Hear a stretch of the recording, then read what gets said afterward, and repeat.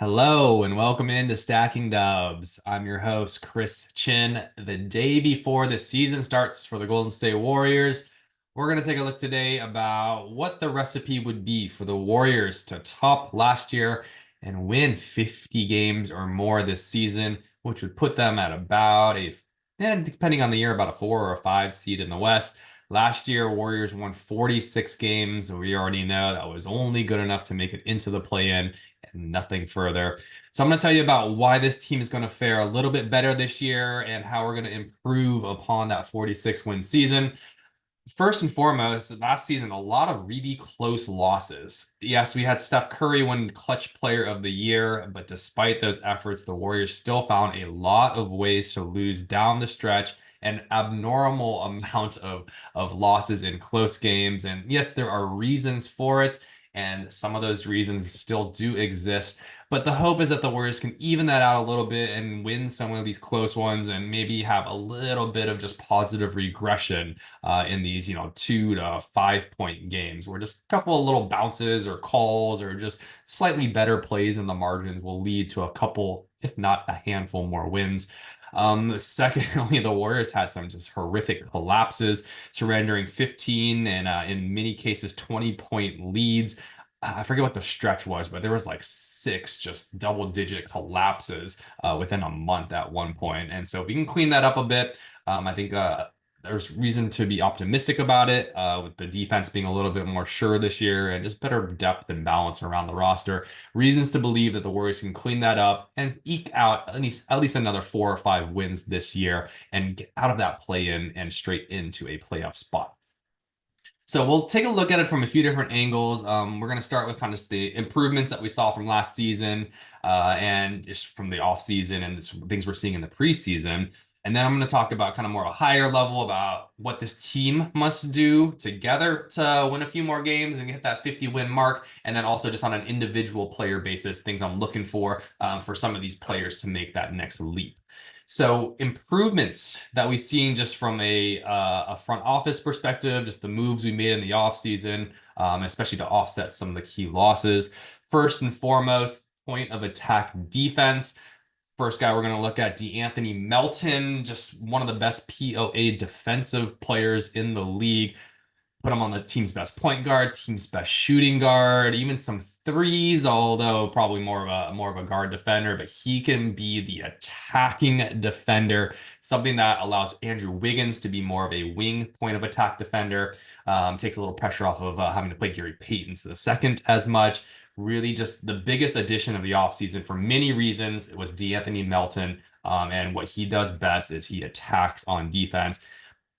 Warriors had a huge problem just staying in front of guys on the perimeter, which in turn just would just put our defense into rotation and into more specifically over rotation. And that's why they surrendered just one 3-point record, personal best from no-name players on teams after the next. I think there was like 25 different players who had their season high or career high in scoring against the Warriors. It all starts with that point of attack perimeter defense. Second guy they got to address this issue, and more so just the defense as a whole, was Kyle Slomo Anderson. Can be a wing point of attack, good defender, did very well against Luka Doncic in the Western Conference Finals last year when Anthony Edwards, when Jaden McDaniels weren't able to really slow him down.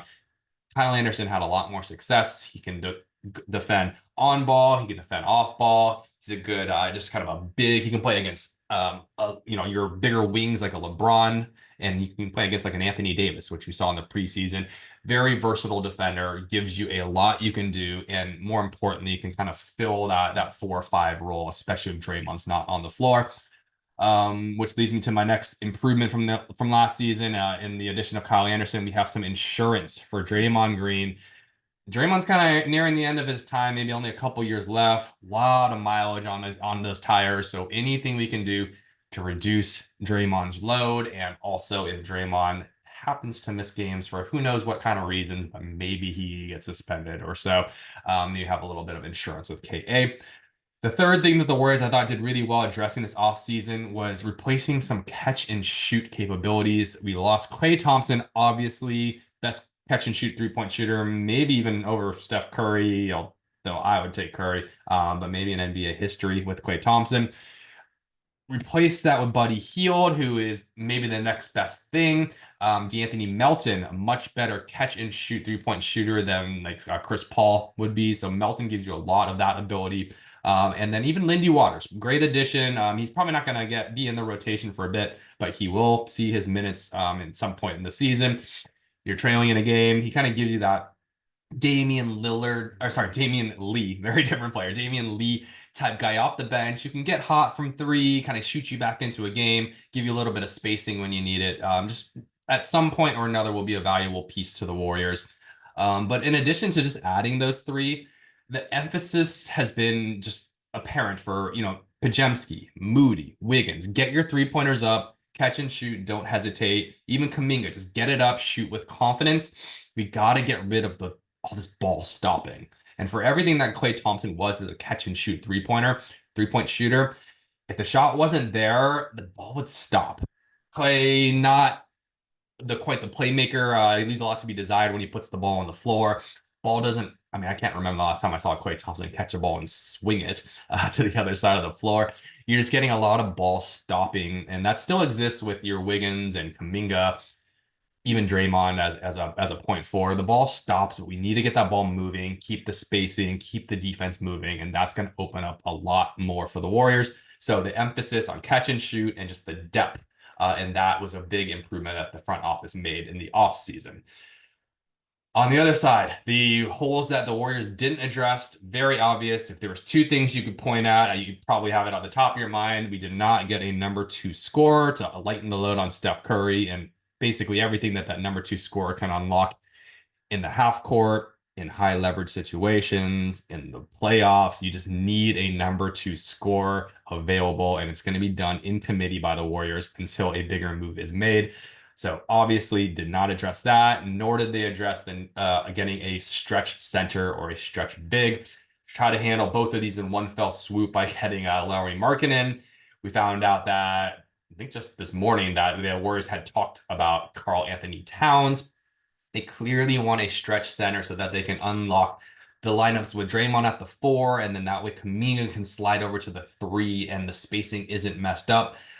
We'll see if Kuminga can provide enough spacing to offset this, and we're going to talk about this in our team needs. But without a true stretch center, there's a huge hole in this Warriors lineup, and we're going to see what they can do to offset that and still eke their way to about 50 wins this season. So let's look at kind of a team level, what it's going to look like essentially if and when the Warriors are able to have a successful season where they're playing themselves into like a 4 or 5 seed. Again, I'm setting that 50 wins as a benchmark. If they're going to do that, most of these things are probably going to need to happen. So just from a team aspect, obviously we need good health, more so Steph Curry, Draymond Green, the old fellas. What hurts me to even say old fellas, the veterans. What kind of minutes are they going to be able to give us? What kind of usage? They need to play upwards of 65 games, hopefully closer to 70. We had pretty good health for Steph last year, knock on wood. Draymond obviously missed a lot of time due to suspension. So can they both be on the floor for close to about 70 plus games? More specifically, can we reduce the amount of usage on both? For Steph, that means getting someone else to be a ball handler, someone else to basically take a lot of that late game usage from him so he can have a lot of gas in the tank towards the end of the year, where he definitely kind of seemed to fall off just a bit that last month or so of the season last year. And then on Draymond, can we find enough depth behind him in the front court to reduce those minutes at center, which take a big wear and tear on him? Can we get those center minutes down to about 15 minutes? I'll call it 6 minutes at the end of each half, and then, maybe a couple of minutes here or there. Secondly, the front court spacing remains the biggest question for the Warriors. So if they're going to be successful, they're going to find a solution for a stretch big. Essentially, that is, hey, they make a move mid-season or hopefully sooner to find a stretch big. Could it be a smaller move like a Kelly Olynyk, or a bigger move? I guess Lauri Markkanen and Karl Anthony Towns are off the table, but can they find another stretch big available through trade? More realistically, the Warriors are going to have to plug this hole by Jonathan Kuminga emerging. That means he's emerging as a 3 on offense, not a 4. He's able to ball handle, play make, and shoot the 3 at a high enough clip. I'm looking for 37% would be my number here to provide enough spacing for the offense to work, especially in the clutch. Thirdly, and this is probably Steve Kerr's just the thing he's been pointing to the most in the offseason in the preseason. It seems very apparent. Can we be a top 5 team in transition? That's offense and defense. We know the Warriors like to get out and run. We're undersized. We play small a lot. You have to be able to make that count. So what you lose in size, you have to be able to make up with speed, spacing, shooting. Can we get up and down the court, run up tempo, put pressure on the ball, get out and run? On offense, that's going to unlock better shots. It's going to give just more lanes to attack the hoop. Once we're in that half court, you even see it in the preseason. It's really tough for the Warriors to attack the hoop once the defense is set. So we got to attack before that defense gets back. On defense, can the Warriors defend, not surrender open threes, minimize the amount of open layups and dunks, obviously, get back on D? Can our athletes, our Wiggins, our Kuminga, can they provide some rim protection in transition? Because they're the athletes on offense. Kuminga's probably the best transition offensive player in the league, or one of them. Can he do the same on defense? Right? He can get out, run, and dunk, but can he get back and block shots and alter plays on defense? Speaking to defense, kind of more in the half court, can we protect the rim? TJD, you saw when TJD entered the lineup and started getting more minutes, really gave the Warriors a lift on defense. Draymond's able to roam and play a little bit of power forward. Can we find other ways to protect the rim when TJD is not the center? Looney's not a rim protector, but can we find ways to alter shots, get better position, just not surrender quite as many layups and dunks at the rim? Give me a couple more blocks at the rim, and that's that 4 to 5 points we're talking about. That can be the difference in maybe a handful more games. On offense, the biggest question that we're going to see comes in the clutch. Can we generate in the half court in high level moments outside of Steph Curry? Steph's going to get doubled. He's going to be doing everything he can to be Superman. But on the nights where he's unable to just carry the load by himself, how are we going to generate offense? Is it Jonathan Kuminga finding that way to be a number 2 scorer, create points for himself and for others? Is it Melton, getting to the hoop, kind of creating, being a scorer and a facilitator? Is it Buddy Hield just, being in that closing lineup as 6th man Buddy and just being that scorer that could score on 3 levels? Moody, much in the same breath. Wiggins, can you really truly be two-way Wiggs and be that second scorer in addition to carrying a defensive load? Pajemski being the connector and finding ways to be a more efficient finisher at the rim and then just connecting that offense together. Each of these players has their own, called a superpower in the right. They do one thing very well, but can they put it all together and on both sides of the floor to be a closing lineup contributor? If we're looking at the season on the pace that the Warriors need to take, can they get out to a fast start and say the first 20 games? I'm looking for them to get out to a 13-7 start or better. That puts them on track, I think, for about 52 wins at that pace. Can they get out? They have a relatively light schedule out the gate. They need to be able to show that they can hold home court, where they were very bad last year. They just need that confidence and just say, hey, we can do this with our current roster. We can do this with this just barrage of 3-point shooting. They need to get out. They need some confidence, and they need their young players to get going and into the season and comfortable as fast as possible. By midseason, can they hit that 25-16 mark, which would put them right on pace for 50 wins? So that's the number we're looking for, 25-16 or better. That would put pressure on the front office to say, hey, where are our weaknesses? Where are our strengths? It's probably that we have a lot of depth and it's playing well. Let's make a move. Let's go for it. It's going to be hard when we're winning, because then you're going to say, look, we're winning games. Why would we change anything? But no, that's not where you're selling high, but that's where you're taking the chance of that opportunity to consolidate some of that great depth you have and go get a number 2 guy. Can we consolidate that into a 2-way front court all-star type caliber player? If that's the case, now the Warriors are not only going to win 50 games, they're going to be making a little bit of noise in the playoffs. So those are my things on a team level. let's look at like an individual level, just kind of like the biggest area of opportunity that I'd like to see from each player, where I think, that'll make them a little bit better version of themselves, and then in a larger sample size for the team to winning more games. So Steph Curry, obviously, just do what you do. I think where he kind of fell off a little bit the last year was on his 2-point field goal percentage. He's getting a little bit to that mid-range a little bit more, which I like his mid-range as long as his feet are set. But can he finish at the hoop a bit better? Last year, 2-point, I've said it in a couple different episodes, his 2-point field goal percentage was 51%. Compare that to his career average of 58%. So let's get that closer, at least to like 55, 56%. And that's an extra point or so a game, and that could be the difference. But I need Steph to finish a little better. You can get to the line a little bit more, but I don't want you taking the lumps. So let's just see a little bit better finishing somewhere along either at the hoop or in that mid-range for Steph. Draymond already talked about it, just his availability. And that just starts with less minutes at center. I'm not going to get into it anymore, but Draymond, I'd like to see less minutes at center so we can maximize him when he does play there.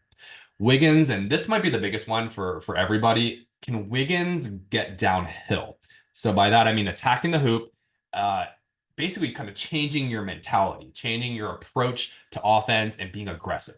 I want you, if you're not shooting a three right away, I want you thinking you're attacking the hoop, and then you're either being a playmaker, you're looking to drive and kick, which we actually saw in his outing against the Lakers. He driving, he had a couple nice passes off the dribble. Can that be a consistent thing? And then can you finish at the hoop, Andrew Wiggins? I still remember you just dunking all over Luka Doncic in the Western Conference Finals in 2022. Where is that, Wiggs? Right? Where's the elevate and just finish over people or through people? That's the mentality he needs to take. Worst case scenario, you're getting to the line. I mean, I know Kuminga is an amazing athlete, but Wiggins, so are you. You're not quite Kuminga, but there's no reason you shouldn't be getting to the line and finding ways to just finish with your raw athleticism like Kuminga does. So get a little more crafty, get a little more aggressive, and Wiggins, I need you to get downhill and really emerge and just be a more aggressive player.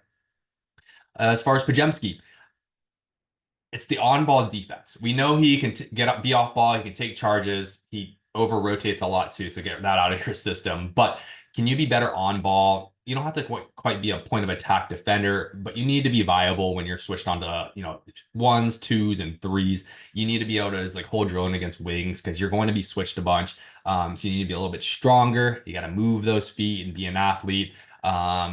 You need to stop reaching and going for steals and fouling. Just be a better on-ball defensive player in general. And then on the offensive side of the ball, Pajemski, can you find ways to score and finish more at that hoop? You see him already. He can beat his defender and kind of get into the lane. It's what he does there, right? Can you find a little floater? Can you find crafty finishes? Or if you're not going to, find an open shooter. We know he can pass. I need to know that you can finish at the hoop. Kevon Looney, I mean, Looney is what he is, but you're seeing a better version of Looney so far this preseason, which gives me some hope. He looks to have leaned out a little bit, be a little quicker and more agile. He's been quicker as a finisher and a scorer. You've seen a little bit of the mid-range shot, and he's made most of his mid-range jumpers. Is that something that's just a preseason thing, or can you bring that into the regular season and actually make some shots and shoot it with confidence? Can you finish at the hoop? I'm so sick of you cutting to the hoop, jump stop, 3 head fakes, get swatted. Be a confident finisher. I know you don't elevate or finish over people, but I need you to be able to just kind of hit that little 3-foot, just little push shot.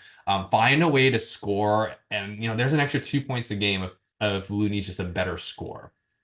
Also looking at our other bigs, TJD.